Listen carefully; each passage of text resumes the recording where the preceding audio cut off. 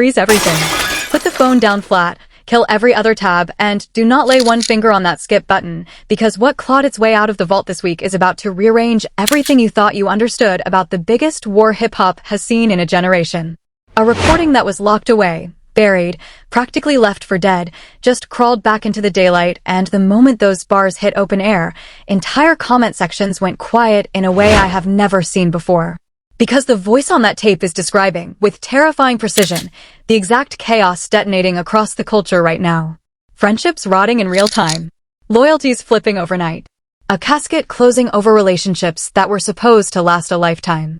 And he said all of it years before any of it had a name, years before the first shot of this war was ever fired. By the end of this video, you're going to understand why people are calling this the most prophetic verse ever pressed to wax, why the machinery on the other side of this conflict wants it scrubbed from your memory, and why Kendrick Lamar might be the only artist alive whose past keeps ambushing everybody else's present. Stay through the next 2 minutes and I will show you the line that made a whole live stream chat stop typing mid-sentence. That is not hype. That is a promise, and every receipt is coming. And before we go 1 inch further, I hope every single one of you is doing well out there, truly. If you are catching this on a Friday, what a Friday to be on this side of the fence, because for the professional excuse makers we are going to have to address today, I wish them nothing but peace, recovery, and a long honest look in the mirror. This one is special. This might be the most important excavation this channel has ever done, and that is not a sentence I throw around. You already know the assignment before we dive in. Tap that like button, and do it like it means something, because it does. Every like on this video is a flare in the sky telling the algorithm that the culture is done being fed reheated narratives by people who get paid to misunderstand greatness. We stand together on this one. And while your finger is warm, make sure you are subscribed with the bell on, because what is coming down the pipeline after this excavation is going to make this one look like a warm-up lap. The archive is deep. The receipts are endless. And we are just getting started. Now, let's talk about what actually cracked this whole thing open, because the irony here is thick enough to spread on toast. The people who accidentally dragged this buried verse back into the spotlight are the same people who spend every waking hour trying to dismantle the man's legacy. I call them the Defense Department. You know exactly who I mean.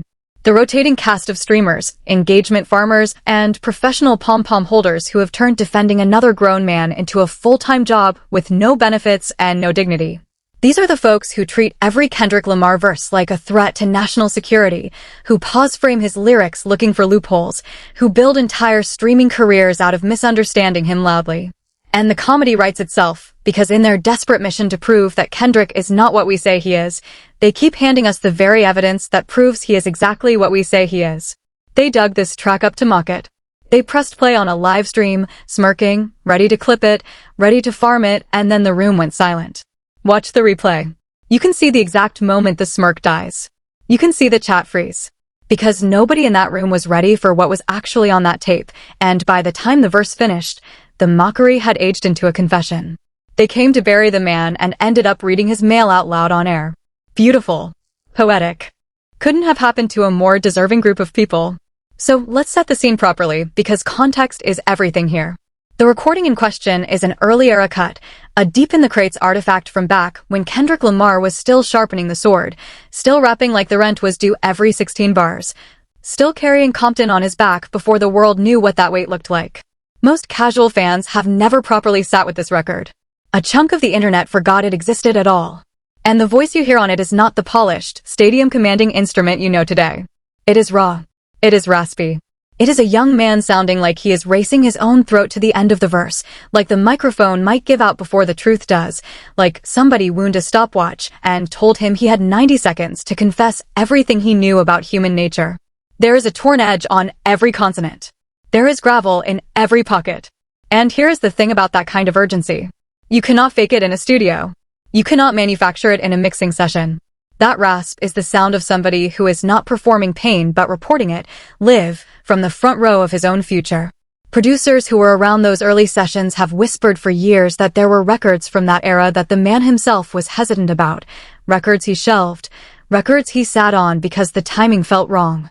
Because he understood something most artists never learn. A true thing said at the wrong moment gets used by the wrong people. So he waited.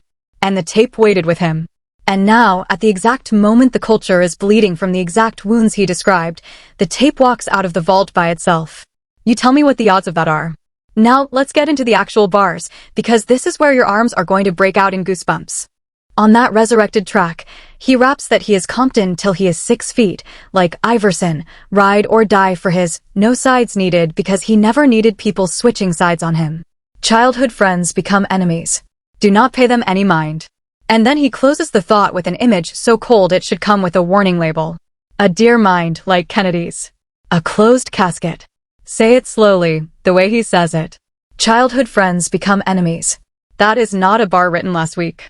That is not a bar written in response to anything currently burning. That is a bar that has been sitting in the dark for years, patient as a landmine, waiting for reality to step on it. And reality just stepped on it with both feet. Because what is the story of this entire moment in hip-hop? What is the headline underneath every other headline? Friends turning. Circles shrinking. Men who broke bread together now pretending they never met. Sides being chosen in silence and announced through absence. He did not predict the war. He documented the mechanism that produces the war every single time, in every single era, and he did it before most of the current combatants had even picked their teams. There is a difference between guessing the future and understanding people so deeply that the future keeps arriving exactly on your schedule. Kendrick Lamar does not guess. Kendrick Lamar studies. And this verse is his field notes from a lifetime of watching what happens to brotherhood when money, pride, and proximity to power get poured into the same cup. And here is the layer that turns this from eerie into almost unbearable. That same buried record opens with a salute to Lil Wayne. A Wheezy F, baby name drop. Right there at the top, from a young Compton kid paying tribute to the giant whose flow architecture he had been studying like scripture. Now hold that thought and walk the timeline forward. Years later, the Super Bowl conversation happens.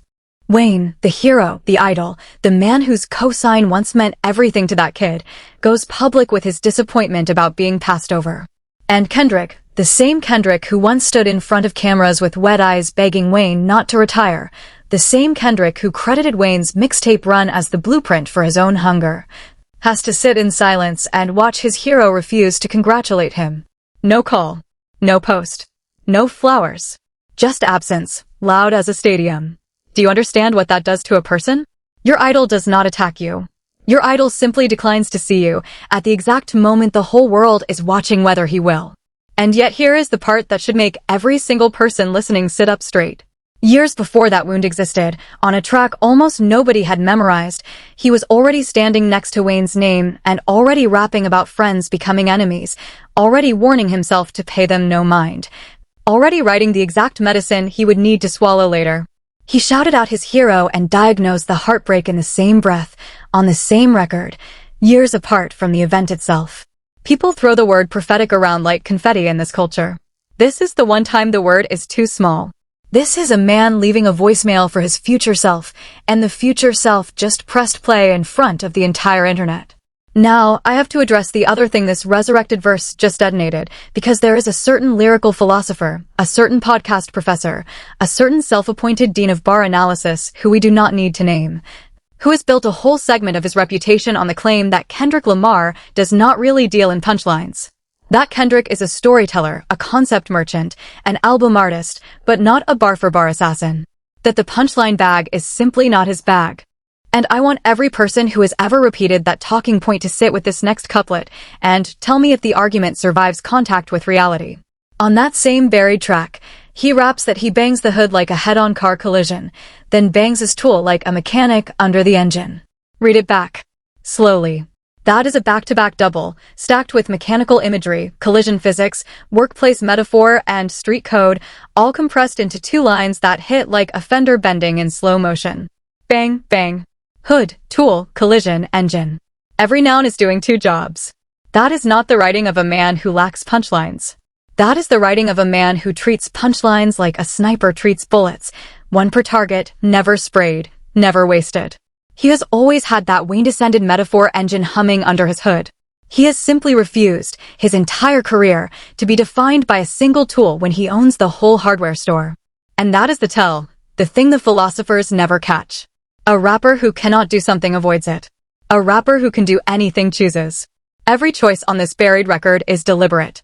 The punchlines land where they land because he put them there, the way a director places a camera, and the fact that we are still dissecting the placement years later is the whole point. The dean of bar analysis built a brand on pretending this man has a missing weapon, and a verse old enough to have a curfew just walked into the chat and snapped the premise in half. Stay with the tape, because it keeps cascading.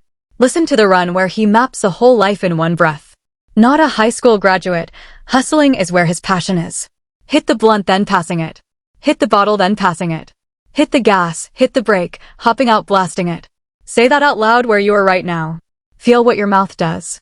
That is an internal rhyme cascade, a machine gun staircase of matching vowels where every bar hands the momentum to the next bar like a relay baton. Nobody writes like that by accident. That is not a man reading rhymes off a page. That is a man scoring a film inside his own skull while the tape rolls, building a chase sequence out of syllables. You can hear the gas and the brake. The rhythm literally accelerates and stutters where the words say accelerate and stutter. That is the part of craftsmanship that never shows up in the surface-level debates, because surface-level debaters do not listen for construction. They listen for ammunition. And this verse keeps refusing to give them any. Let's talk about the pocket for a second, because this is the detail the drive-by analysts always miss. If you grew up on that legendary New Orleans mixtape run, if you know what it sounded like when a generation's most technically gifted workhorse was recording like the studio rent was due at midnight, then you recognize the posture on this resurrected record within 4 bars. The cadence is unmistakable. That slightly shredded voice riding the beat half a syllable behind the kick, then doubling back and catching up like a man correcting his own footing mid-sprint. That is a very specific school. That is a very specific bloodline. And Kendrick Lamar is not borrowing it here, he is saluting it, the way a blacksmith's son runs his thumb along his father's hammer before he swings his own. He studied the greats the way surgeons study hands. He internalized the flow architecture of his idol the way a math prodigy internalizes proofs, until the influences stopped sounding like influences and started sounding like inheritance. And that is why the Wayne salute at the top of this record keeps echoing louder the longer you sit with it. He was not just tipping a crown. He was drawing a map of the lineage and quietly announcing, to whoever had the ears, that one day he would be the one defending that lineage when everyone else who claimed it had switched sides. Look at where we are. The hero would not congratulate him. The peers would not stand with him. The verse said they would not, years before they didn't. He was not making a song. He was notarizing a document. And since we are already here, let's put the tired bar-for-bar debate to bed permanently, because this resurrected verse does not just answer it, it embarrasses it. The claim was always that Kendrick Lamar was a storyteller who could not stand in the fire with the pure punchline merchants. But listen to what the tape actually contains. Double meanings stacked on double meanings. Collision imagery folding into mechanic imagery folding into street code, each layer paying off the layer before it. That is not a man missing a weapon from the arsenal. That is a man rationing ammunition because Kendrick understood, earlier than anybody, that a punchline spent on nothing is a punchline you never get back. The greatest shooters in history were never the ones who took the most shots. They were the ones whose shots you remembered 20 years later. Kendrick writes like that. Kendrick always wrote like that. The tape is simply the earliest surviving proof, and the fact that the proof sat underground for years while the debate raged above it tells you everything about how this culture consumes analysis. Loud beats accurate every single week until the archive opens its mouth. Now here is where the ground really starts to shake, because once you place this buried record next to everything that came after it, a doctrine reveals itself. Cast your mind back to Euphoria for a second. Remember the thesis hiding in plain sight. I learned y'all do not like the West Coast. Friends turn enemies, y'all switching, fine with it, and he will push the line with it. Sound familiar? It should, because it is the same operating manual. The buried track is the seed. Euphoria is the tree. And whatever is loading in the chamber right now is the forest. Which brings us to the chatter. The game situation, still mutating by the week. The whispers around TDE adjacent figures quietly repositioning, quietly recalculating, quietly discovering that their schedules are suddenly too full for certain conversations. Every so-called ally who has slid half a step toward the exits under the cover of industry politics. He told us on the buried record, in plain language. No sides on his, because he never needed people switching sides on his. That is not a lyric. That is a protocol. A one-man army does not get betrayed by deserters. A one-man army just updates the map. And notice, as always, what the man does when another name slides toward the enemy camp. Nothing. No tweet. No rant. No press run. He files it. Sources close to the situation have hinted for years that there is a running ledger, that every soft betrayal, every quiet realignment, every handshake with a knife tucked in the palm has been documented with dates and details. That ledger is never going to leak, and I will tell you why. Leaks are for people who want attention. Albums are for people who want verdicts. When that ledger opens, it is not going to be a headline. It is going to be a track list, and everybody whose name is written in it is going to have to stand in front of the audience and explain the handwriting. And run the side-by-side for yourself, because the alignment is not subtle anymore. Open this month's headlines in one window and this verse in the other, and try to keep a straight face. Old friends suddenly unavailable for comment. Former collaborators discovering brand new opinions about loyalty right when the wind changed direction. Circles that swore they were unbreakable now communicating exclusively through subliminals and interview body language. Every single headline this month reads like a footnote to a verse that was already sitting in the archives with its feet up. That is the part the Defense Department cannot spin, and believe me, they have tried. You can argue with a take. You can argue with a ranking. You cannot argue with a timestamp. The recording does not care about the news cycle because the recording predates the news cycle, and it still describes it better than the people being paid to describe it this week. When Kendrick Lamar rapped about never needing people to switch sides on him, he was not being abstract. He was writing the weather report for a storm that had not formed yet, and now everybody is standing in the rain pretending they never heard the forecast. And watch how the verse keeps swallowing new territory, because it is not just the friendships.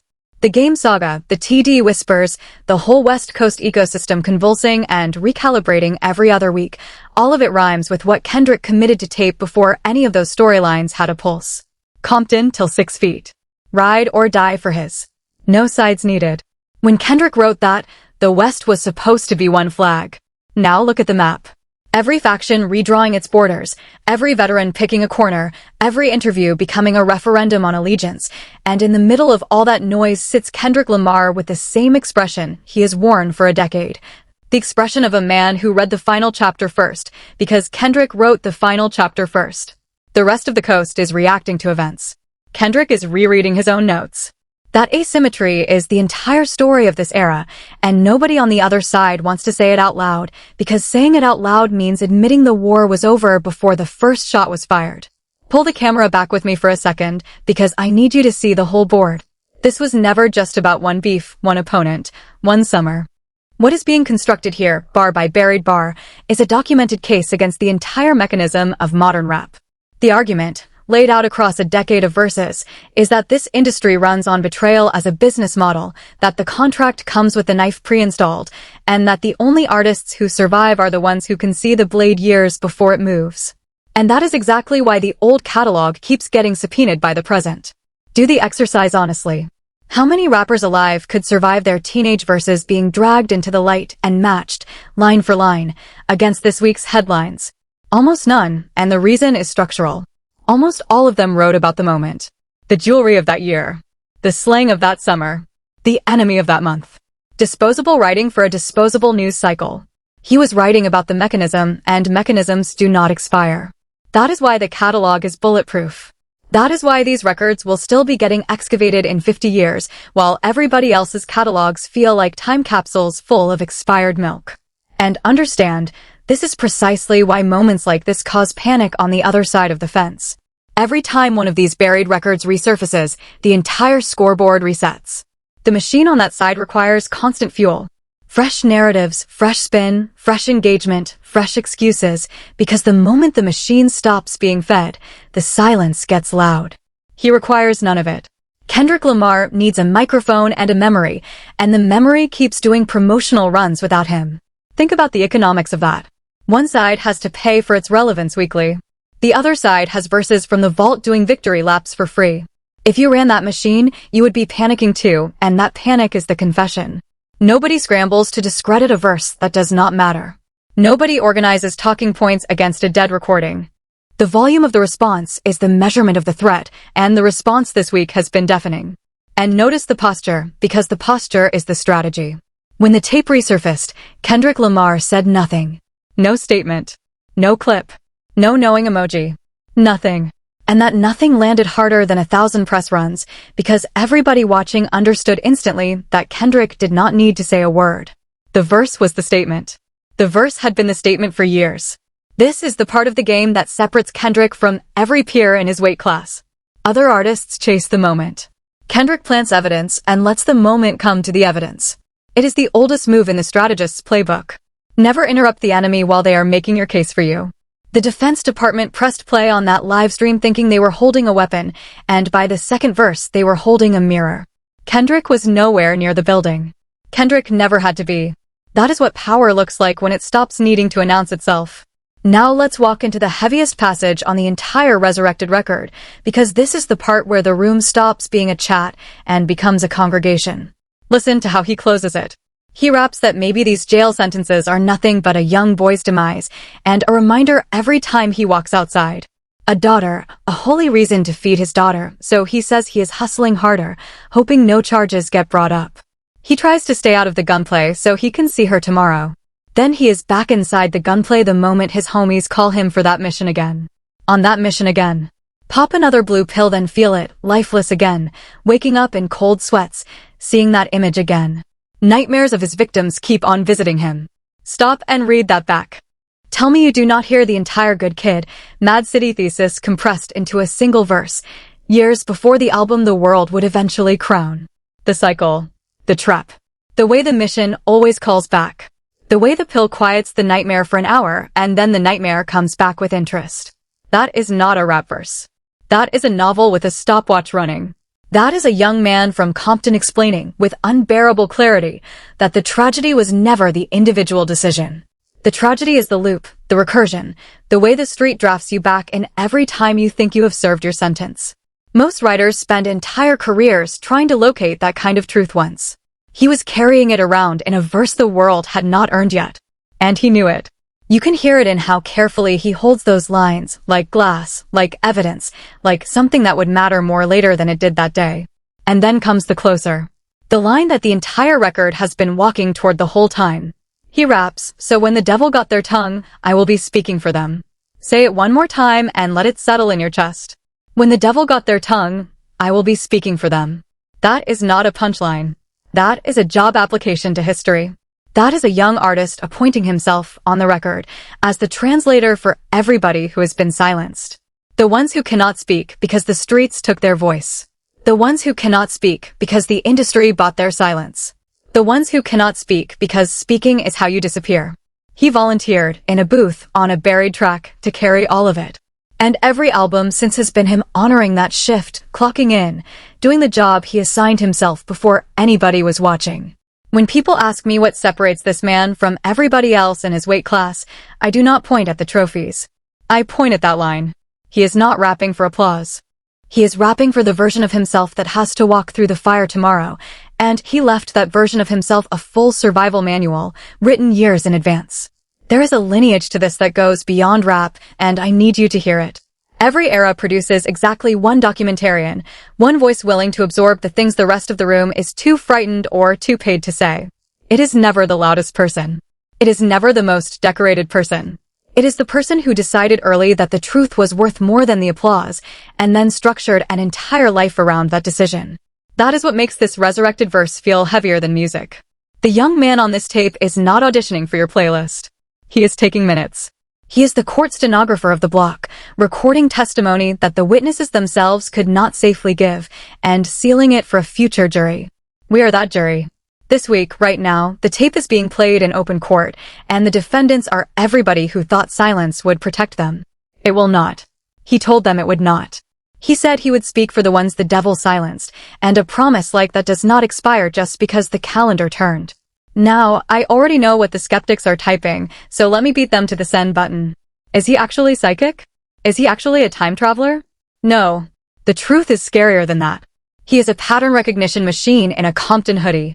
When you rap from genuine observation instead of chasing the trend of the week, your work becomes accidentally timeless because human betrayal is not a trend.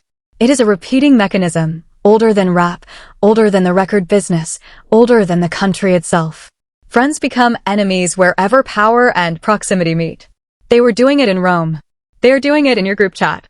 The reason this buried verse sounds like it was written about this exact week is that the mechanism fired again, the way it always fires.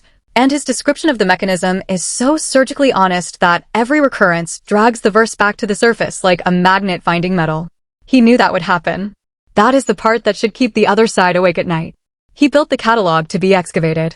He buried artifacts knowing future generations would dig them up at the exact moment they were needed and look around. The future generation is us this week, holding the shovel. And let me take you back to the night this all cracked open for a second, because the details matter. A live stream, an ordinary one, the kind meant for jokes and farming and throwing cheap shots at a catalog they assumed was safe to mock. Somebody cues up this deep cut, this forgotten artifact, grinning. And then the first verse lands, and the grin starts sliding. By the time the childhood friends line hits, the chat is not moving. By the closed casket image, you can feel the temperature of the room drop through the screen. Clips of that silence are circulating right now, and I want you to watch them with the sound on, because the loudest thing in the whole clip is the moment nobody has a joke left. Coincidence is a word lazy people reach for when the pattern makes them uncomfortable.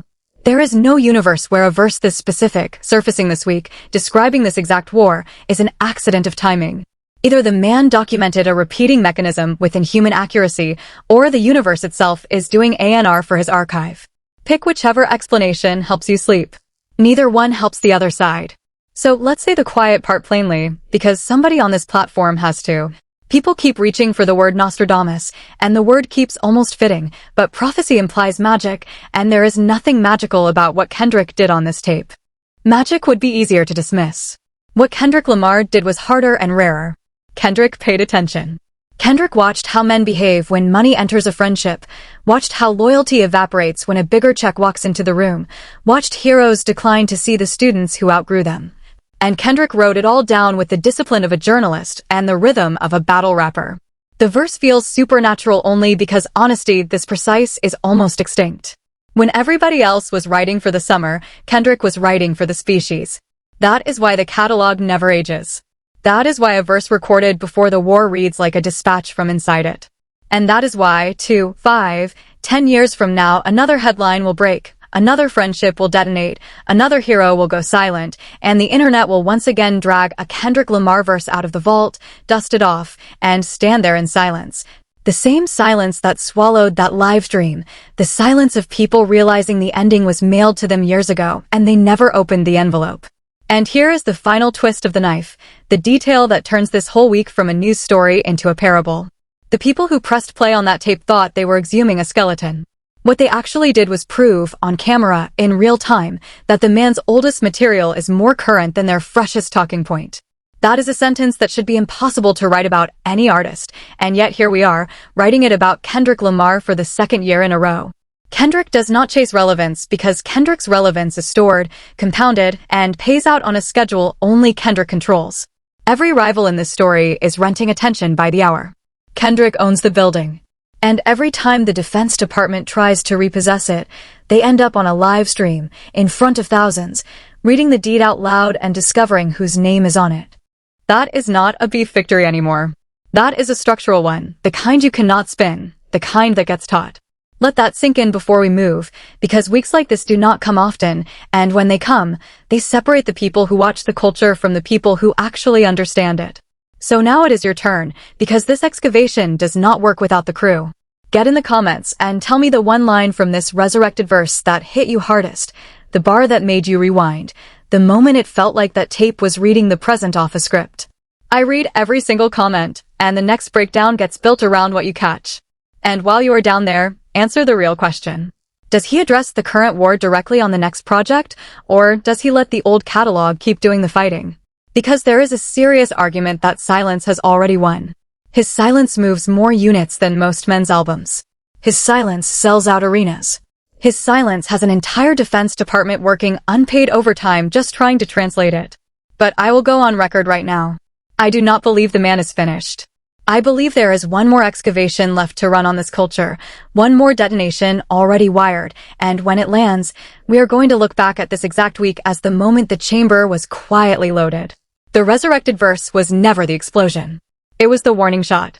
It was the sound of somebody clearing their throat before the sermon. So mark this video. Save it. Send it to the friend who swears the man peaked, to the cousin still arguing he has no punchlines, to every group chat general who has been dining out on lazy talking points for years. Because when the next move lands, and it is coming, I want you to pull this video back up and say you were here before the excavation went mainstream. He was never predicting the ending. He was writing it years ago in a booth with a torn voice and a stopwatch running, and we are all just now learning how to read it. He is not a rapper. He is a historian with a microphone, a documentarian with a metronome, a prophet who chose Compton instead of a pulpit. And the only question left is the one I want the whole comment section fighting about. Who is next on the ledger? Which buried verse resurfaces next? Is he the greatest writer this culture has ever produced, or is he still climbing? Bring the smoke. Bring the receipts. Bring the debate. And while you are down there, settle one more score for me. Is this resurrected verse the single most prophetic recording in the history of the genre, or is there another tape in another vault that outranks it? Defend your pick like your reputation depends on it, because in this comment section, it does. The best receipts get pinned, the wildest theories get debated, and the sharpest catches get excavated in the next episode. And when you are done, the next excavation is already waiting for you on the end screen, because the archive is deep, the receipts are endless, and this story is only halfway told. He built the bunker before the bomb ever dropped, and now that the sky is falling, he is the only one still standing without a scratch. And one last thing before you go, because it deserves its own moment of silence. Strip the whole resurrected verse down to the bone, past the punchlines, past the pocket, past the homage and the imagery, and what is left at the center is a single chilling idea. He was preparing himself. The whole time on that tape, Kendrick Lamar was writing instructions to a future Kendrick Lamar, the one who would one day be standing exactly where he is standing right now, in the eye of the loudest storm the culture has produced in years, surrounded by switched sides and closed caskets, needing to hear from the only voice that never lied to him, his own.